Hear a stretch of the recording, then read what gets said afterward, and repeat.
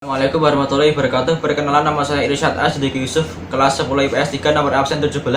Saya akan membacakan tausiah hari Jumat pada tanggal 29 Oktober 2021.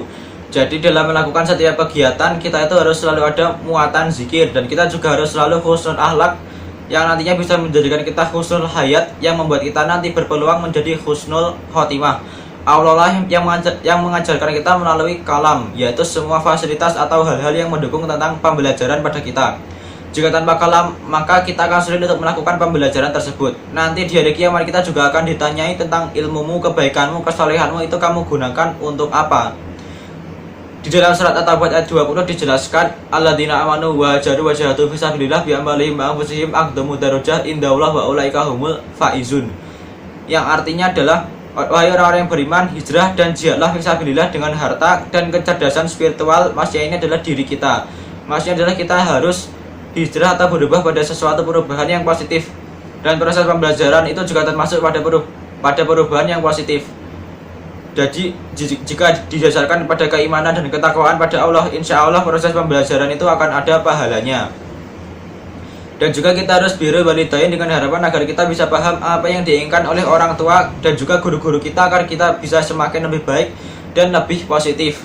Dan orang-orang yang berubah, berjihad dengan harta dan kecerdasan spiritual, itulah orang-orang yang mendapatkan kemenangan.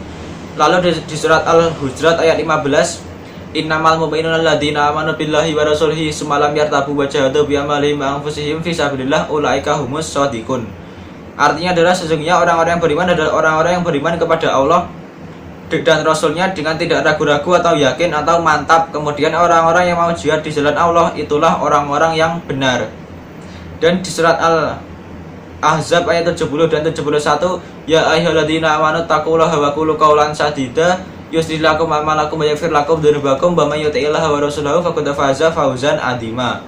Artinya, wahai orang-orang yang beriman, takwalah pada Allah dan berkatalah dengan benar.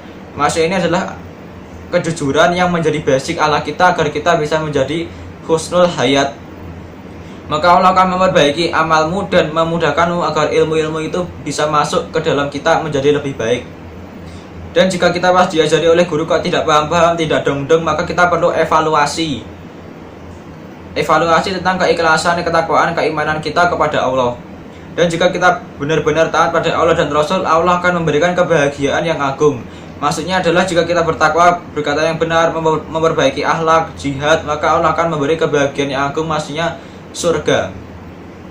Dan di surat Al-Anfal ayat 29, ya ayyuhalladzina amanu taqullaha yaj'al lakum furqana wa nukaffir ankum sayi'atikum wa yaghfir lakum wallahu dzul fadlil adzim.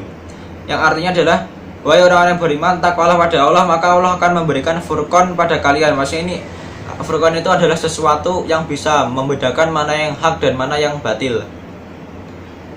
Dan dengan semua di atas, yaitu kita bisa takwa pada Allah, doa pada Allah, minta pada Allah, hasilnya nanti juga akan diturunkan melalui kalam. Tapi yang memberikan itu juga masih Allah melalui perantara kalam.